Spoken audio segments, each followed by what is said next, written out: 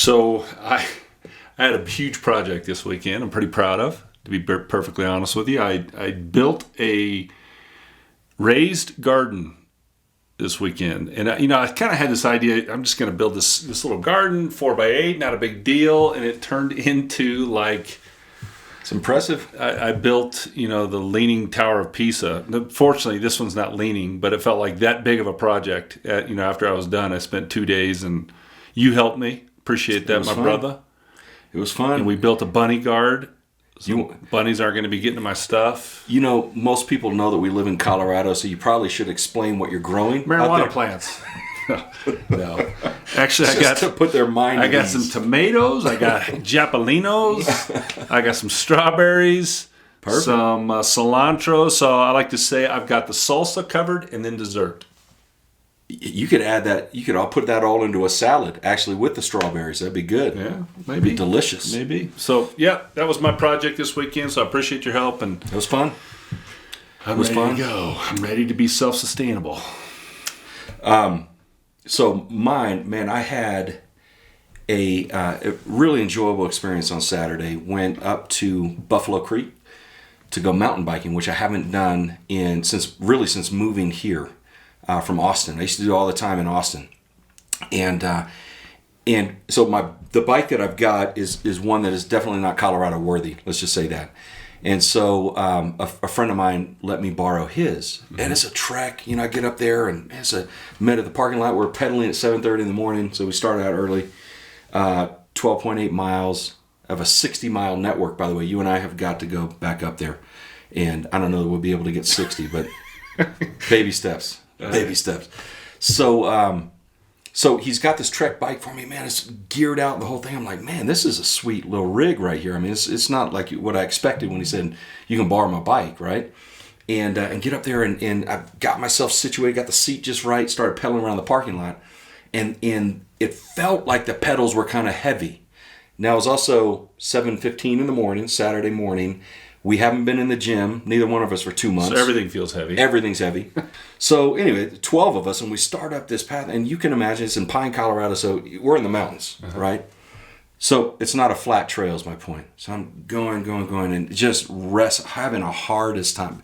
Now I've gone from the middle of the pack to the back of the pack.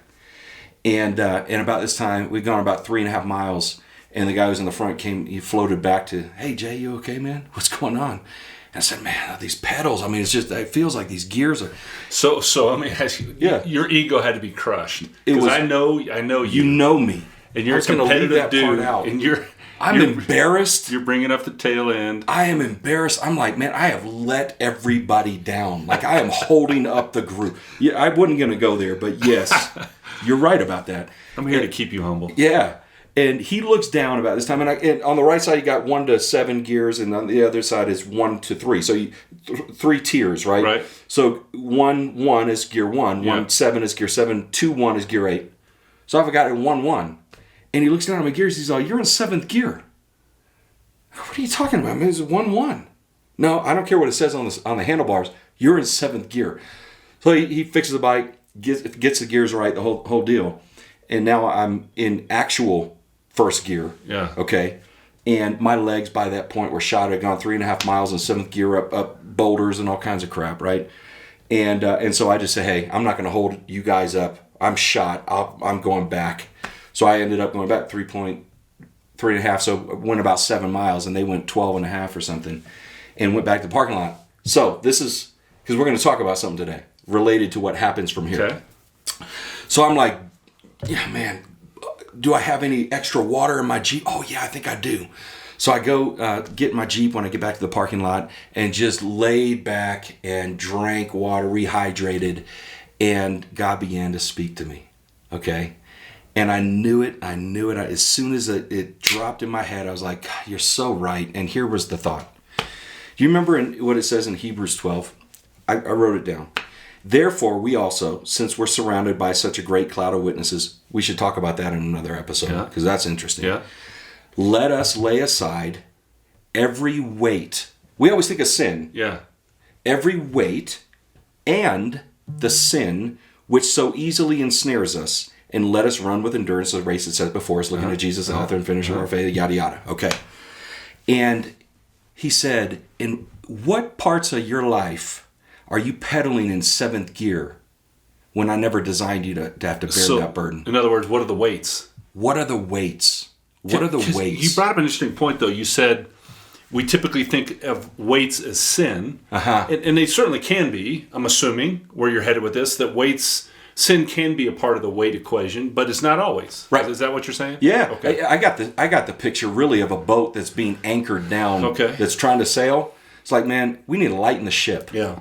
Is really what those weights are. And what areas of our life are we dragging anchors and God never intended us? That's good. And I was even, as I was sitting there just meditating on that, I thought about what you taught me and others about the whole yoke teaching, which I don't know if we want to get into that or not, but where Jesus contrasted the yoke of the rabbi with his yoke, and which he declared what? His yoke is easy and his burden is light. Yeah, that's Matthew 11:30. And you know what it talks about there, what's fascinating about that point, I'll make this quick point, is what the rabbis used to do is they would sit around and they would argue and they would discuss. And they would sit at the local coffee shop, the local Starbucks back there in Jerusalem, and they would sit and they would argue about which of the Jewish laws was most important to them. Because there's thousands of Jewish laws. And so what defined a rabbi were the laws that he determined to be most important. That made up, for the rabbi, it made up their yoke.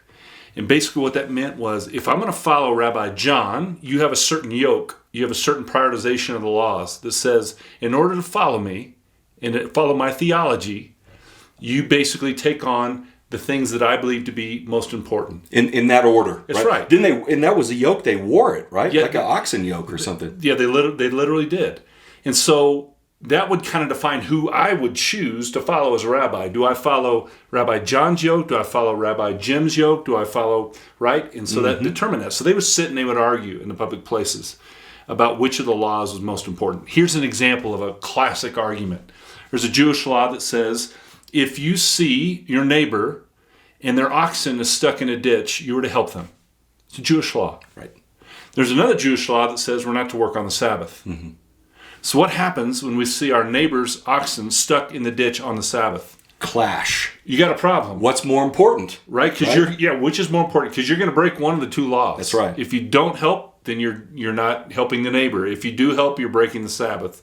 And so they would argue about these things.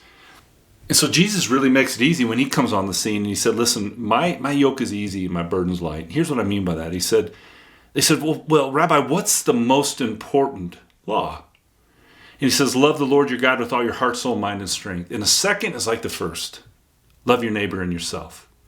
He said, if you do these things, all the other laws will fall into place in and of themselves. My yoke is easy. My burden's light. Come walk with me and you'll experience that. You won't be held under the law like these other rabbis.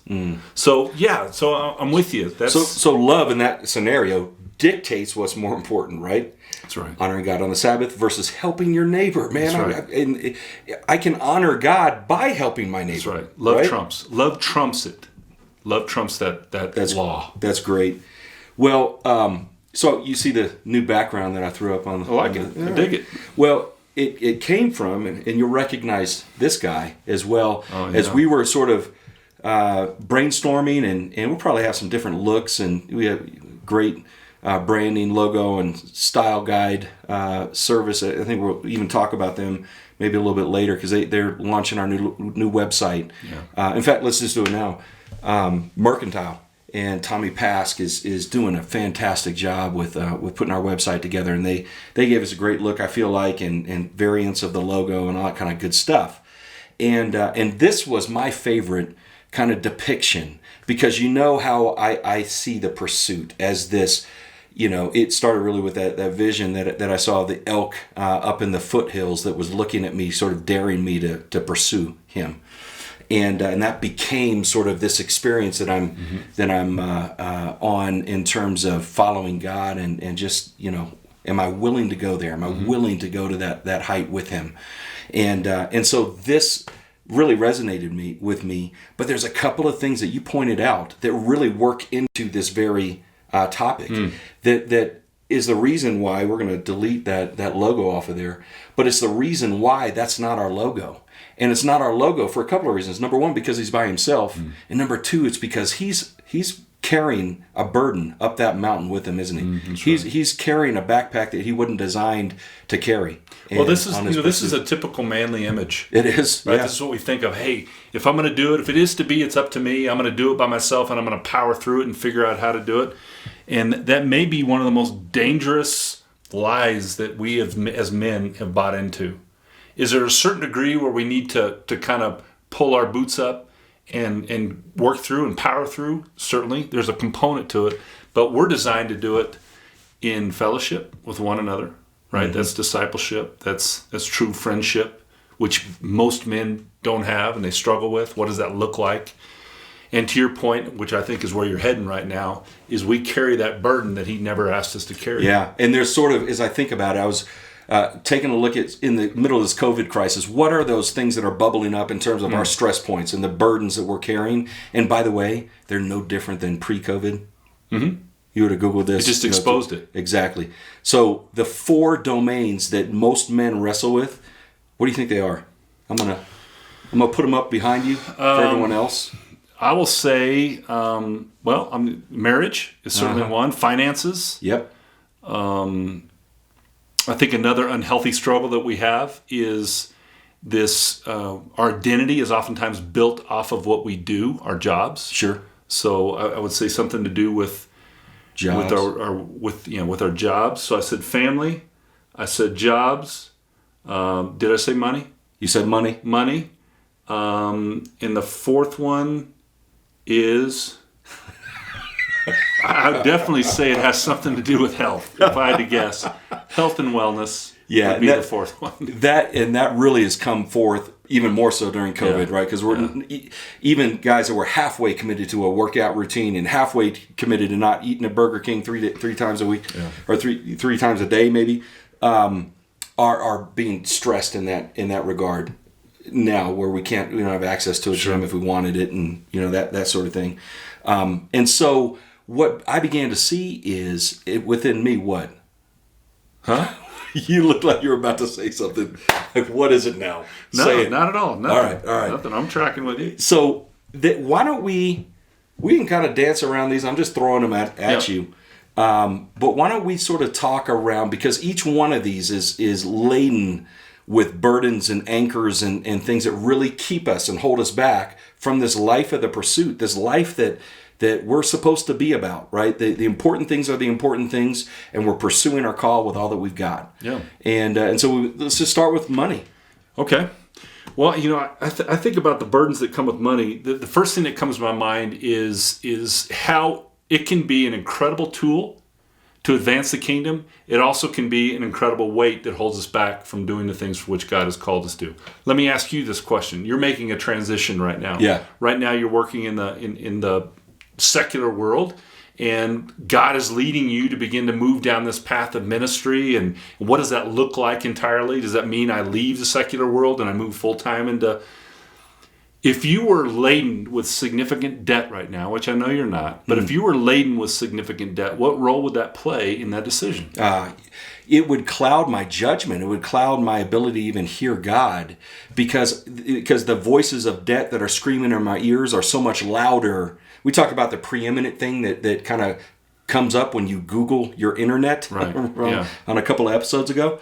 But it's the preeminent thing that's hollering at me, that's going to drown out all the other voices. And the voice of debt is a very loud voice and a very heavy anchor.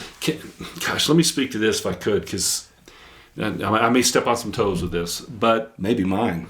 I'm going to keep mine over here. As you know, I used to be an associate pastor within a mega church here in Denver, Colorado. And one of the things I observed while on staff, and I'm not going to knock the mega church model. Okay, there's a lot of really positive things about it. There's some challenges that come with it, and one of them is we go out and we build these huge campuses, and we spend hundreds of thousands of dollars on land, on buildings, on gosh darn, the money that we put into the production, right? The cameras and the lighting, and the lighting is ridiculously expensive, by the way, and sound systems. It's just amazing, and we go in debt. And then the problem is now this big, massive church that's responsible for speaking truth. If we speak it in the way that it's meant to be spoken, is it going to tickle the ears of people, of the general population? The answer is no. If it does, matter of fact, Scripture talks about that is a sign of false prophet, which is a whole nother topic. But what I'm saying is, if we really truly get in there and we preach the truth like it's meant to be preached, it isn't going to necessarily draw the masses. But the problem is we built a model in the church that says we have to draw the masses in order to pay for the debt. If you build it, they will come. And it's not just if you build it, they will come, but if you build it and tell them what they want to hear, and if you build it and you serve the right coffee, trust me. And let me give you. I'm sorry, I'm sidetracking here, but this is a story I want to share with you. One of the things that fell into my responsibilities was the lobby and the coffee and the shop that we had there and everything like that. Well, we were serving Starbucks coffee, which I love Starbucks coffee. Nothing against Starbucks coffee. I love it.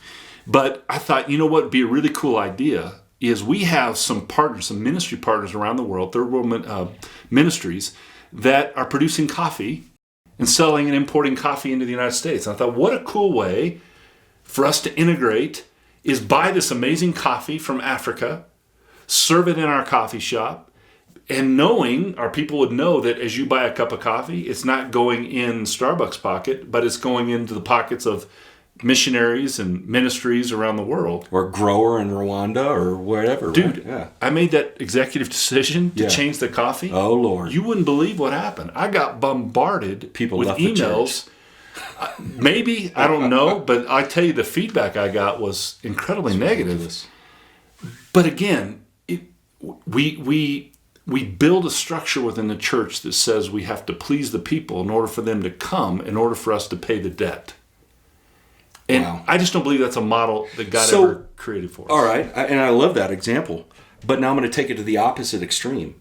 That says, okay, especially in the American Western mindset, you get your job out of college, save a little money for a down payment, and then what do you go do? You buy your first house and incur your first debt, right? And so does that mean that God's will is always that, that we go save for 10 years and chop some trees down until we have enough wood to, to build a house and to go through the 15-year process of raising the money and earning and saving the money to buy that house in cash so that we have zero debt? Or can we follow the Lord in our finances without being burdened at all with debt? Or is the message really that we can manage it to the point where it's not preventing us from taking advantage of opportunities that God may put in front of us? Maybe I'm answering my own question, but what do you think? Answered it for me. I mean, do I think we can operate in a place of no debt? Dave Ramsey would probably say yes. I don't see how it's possible, to be perfectly honest with you. In our world, in our country, in our culture, I don't see how it's possible. But to your point, does it control you? Does it manipulate you? And does it overwhelm your life? That's the question you need to begin to ask. Is I think there's good debt that we can leverage to our favor, but there's also bad debt, and it's having that discernment to be able to determine which is good and which is bad. Got it. So before we leave the finance topic, I'm just wondering, again, just stream of consciousness here, thinking out loud, if this whole crisis, and we've talked about how it's going to reshape and reform the way that we think about the world around us coming out of it, I just wonder if it's going to reshape even our perspective on how we carry and if we carry debt. Well, I can speak from personal experience. One of the things my wife and I, Sherry, have done, we've sat down and had this very conversation and say, a couple things we're going to do, John, is we're going to have 6 months of salary in savings. Now, it's going to take us a while to build that up, but that's going to become a priority for us to say, do we have the ability to survive for 6 months if no income? Yeah. Right? We could have never dreamed that no income was a possibility a couple months ago. But it could have been a real problem really quick. And it did for a lot of people. We were blessed and we were protected. Yeah. But that doesn't mean the next time, in the next crisis that we will. So 6 months in the savings. We're also making a concerted effort to remove any lingering credit card debt that we have that's kind of rolling out there. We want to get rid of it. We're not going to do anything else major other than build my garden beds. But we've made a concerted effort to say we're getting rid of that in 2020 for that very reason. That's great. That's great. Well, so the next topic, maybe not everyone out there is in this camp, and if you're not, still listen, because it's never too late to prepare for your future spouse. Mm-hmm. But it's around marriage. And I'm not talking about sin. So when we talk about weights within marriage, the thing that jumped out at me and the thing I was challenged about is oftentimes, if we're not careful, we will look to our spouse to fill the God-shaped hole in our heart, right? Whether that's an emotional need that you might have on a particular date or something that has lingered throughout your life. We'll look to our spouse to fill that need. And they weren't designed to fill that, were they? They're not the replacement for God, Yeah, one of the things that we've talked a lot about, I've done a lot of teaching on, is this idea of soul ties, right? And what that means is when you're married, the scripture talks about how we become one. And there are extremely healthy soul connections that are made with you and your spouse. But there's also, what you're speaking to, very unhealthy ties and connection we make that were never intended to be made. And so we look to them for them to define us, right? We may look to our spouse for approval or for whatever it might be. Affirmation, whatever and it's not as though those things in and of themselves are negative and bad, because they're not. We desire that in relationship, to receive that from one another. But when that defines us, and when that becomes the most important thing, as opposed to how the Father sees us, that's when it begins to become very unhealthy, and it's an unhealthy soul tie. I love that. I've never thought about it from that way, because if you've heard the term soul tie, and that's a very churchy term, right? Maybe it's not, I don't know, but the context in which I've ever heard is within the church. It's always about something outside of the marriage, right? Inappropriate friendship or whatever that happens to be. Yeah. But you're saying we can have these soul ties even with our spouse a way that, holy smokes, man, that's really good. I've never thought about it like that. Yeah, and the sad thing, John, is we see that kind of unhealthiness, especially when a marriage ends in divorce, sadly. We see that same baggage, if you will, carried on to the next relationship. For sure. Right? Which, by the way, is usually, a month after, right? Sadly, it's usually very quickly after the divorce. Right. And I don't want to say this is true in all situations, but I think a red flag should be when somebody comes out of a marriage and jumps right into another relationship. It's not that God can't bring the most incredible person into your life. That very well could be the deal. Okay, so I'm not placing judgment on all people that do this. Fair enough. Because we've had some friends that have done it and are doing it and have had successful marriages, by the way, in their second marriage. But we just have to slow down, and we need to have the ability to stop and look within ourselves and say, what did I do to contribute to this broken relationship? And what, Father, do you need to heal within me in order that I can be positioned well for the next person that you have for me? You know what I love about the point you just made around this conversation that you initiate with the Father, coming out of that divorce and really level setting with yourself and with the Father and saying, I need to fix some stuff right before I get into the next one. Mm-hmm. And it is that it applies as well to what we just talked about on the money side.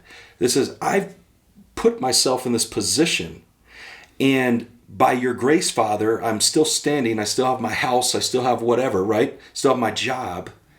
But what do I need to fix going forward so I don't get myself into this mess again? And that's the heart of the Father around grace and mercy and a second chance, isn't it? God, that's so good, because I'm thinking about finance. We go, okay, let's say something miraculous happens where we get a big bonus check or something that all of a sudden bails us out of our debt. Okay? It's just a blessing that comes to us.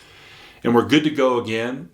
And if we don't change something about the way we handle the finances, from the last time, what's going to happen? Back in it. And the same thing happens in marriage, John. There's a reason why second marriages fail at a higher rate than first. And it's because we don't deal with the baggage that we come out of the first with before we step into the new relationship.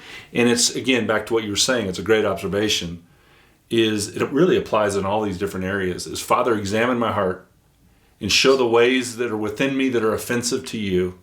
Cleanse me of that so I can be used in a more powerful way the next time. That's right. Your blessing comes. Make my crooked path straight. Yeah.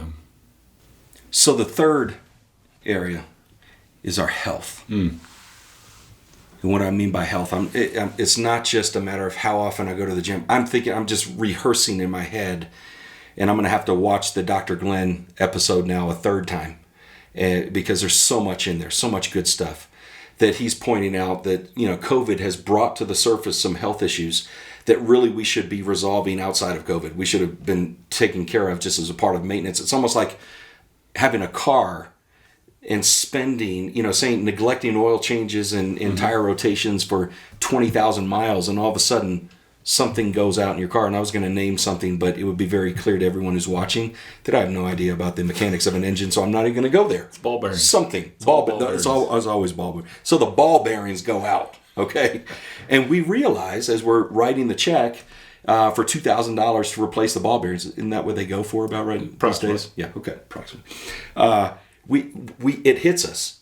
Man, I think I could have saved myself about $1,000 if I would have just taken the time to have the $25 oil change every 3,000 miles and rotate my tires and do the occasional tune-up that needs to be done to prevent the breakdown, right? So let me touch on health from a completely different perspective, and that is this. You've heard the saying that says sometimes your life is the only Bible anyone will ever read. Or it's said in different ways, but you understand what I'm saying there. It's kind of an overused phrase. But think of this. If we are to be a temple of God, and we're walking around and we're overweight and we're unhealthy, and it's obvious, and we're struggling in our health, what kind of testimony is that, right? What kind of a testimony is that to other people that see us? You've told me about the story of an individual that literally was a part of a very vibrant church, and that particular lead pastor was a little bit overweight, maybe heavy, and this person contemplated even leaving this church because, wait a minute, you're up here preaching and teaching on this particular issue, on discipline, but yet your life is a reflection of a lack thereof. Yeah, it sort of is a reflection of the other areas of our life, right? If you're presenting like that, that means if you're not disciplined in your health and nutrition, it's hard to convince somebody that you're disciplined outside of those areas as well. And the other aspect of, now granted, there's going to be times, and I feel like really in this COVID season, man, you wouldn't believe how many guys that I'm talking to that are saying, man, I'm working 24 hours a day. So you have two extremes. You have guys that are out there saying, man, I'm getting to know my wife and my kids like I've never known them before, and it's been great, and they're in this healthy, vibrant kind of a place. But then there's another camp, especially guys that are in the financial sector, that, man, they're going 24 hours a day. And, I'm feeling that same level of stress right now. That on top of my job, we're standing up this ministry and doing some things that I know we're going to be talking about down the road with these guys in terms of water filtration projects in Africa and some beautiful things that are going on right now. And they say, during the COVID-19, you better be careful of that COVID-15 creeping up on you. And I'm far more on that side of it. I know that in the last couple of months, man, I've let some stuff go where it's so easy to say, I've got to write this, I got to create this. Well, let me go grab something real quick, stuff it in my face, not get the exercise that I should be getting, right? And it's easy to get out of alignment. And we've got to stay in alignment on this health issue. Yeah, to your point, it's just another weight, both literally, figuratively, and spiritually, that we add to ourselves that can draw us from accomplishing the things that God calls us to do. Because let's face it, man, if we're really applying ourselves the way the Lord wants us to, it requires a lot of energy, right? No doubt. And if our body is not working at 100% capacity, it limits our ability to impact. No doubt. So let's hit this fourth one. Around career, the weights that we carry. And I think, the obvious ones are sort of the amount of time that we're spending. We're exchanging the amount of time that we're spending on our careers to say that's more important to me, this extra 2 hours work, than it is to be at home at the table with my family for dinner, so to speak, right? Yeah, there's certainly that struggle, which, as you mentioned, is the most obvious. But I'd like to take us maybe in a different direction. And that is what I mentioned in the intro when you were quizzing me what the 4 were. And that is, we place such an unhealthy weight on what we do. Let me give you an example. When you meet a new guy at a party or you're out at a coffee shop or something, what's the very first question you ask each other? What do you do? And that's how, that's the thing. That's how men identify with each other. I'm identified as a guy that's in full-time ministry, and that's how we connect, right? What we do to the person. And that's incredibly healthy. What's amazing to me is women don't do that. That's so true. They don't do that. In that same 5 minutes that I've identified what you do, what your position is, where, how many people you have under you, all those kind of things that we unwind with each other in the first 5 minutes. Our wives are talking about, their kids and they've shared their heart with each other and they've already started crying. Well, and I want to, you're right. It's so true. But I want to clarify as well. What you're not saying is because wives aren't in those positions just like men are out there in the corporate world. Okay. So it's not that, because they're not bringing home the bacon, so to speak, and in those same positions as men, therefore the only thing that they have to relate by is the soccer game on Saturday, right? Yeah. I mean, you're talking about just the way that women typically are wired versus men, because we're sort of looking at this guy, sort of sizing him up, saying, who is this dude, right? And where is he in the pecking order, in the hierarchy, sort of thing. And the wife, by the way, the wives aren't off the hook here because they have their own challenges, right? Whereas men typically identify more with what they do in work, typically where women are going to identify is in their kids, right? And what their kids are doing. And so they have that propensity to dive into that area, just as we have the propensity to dive in this area of career. So that's a pitfall for women that we're not necessarily going to get in on this podcast, but when we have a female guest, maybe that's a topic we can talk about that she can speak to. Yeah, absolutely. I look forward to that. So as I'm thinking about it, and the slide behind me, I'm thinking that maybe career is not the right word there, but maybe it's identity, the burden and weight that's tied to our identity. And because it exposes where we find our identity. Do we find it in our kids? Do we find it in our career, in our position, our vocation? Right? Where do we find our identity? And where you find your identity, you will find these weights that try to pull you away from realizing who you are in your relationship with the Father. No question. It's at the end of the day, you said it well. When you boil all 4 of these things down, it comes down to one thing. It comes down to identity. And we got to understand the root of it, understand who we are, because once we understand who we are and whose we are, we're now positioned and aligned, as we've talked about, to carry out the purposes the Father puts before us. So, good stuff, my man. I love it. Well, thanks again for joining us on The Pursuit.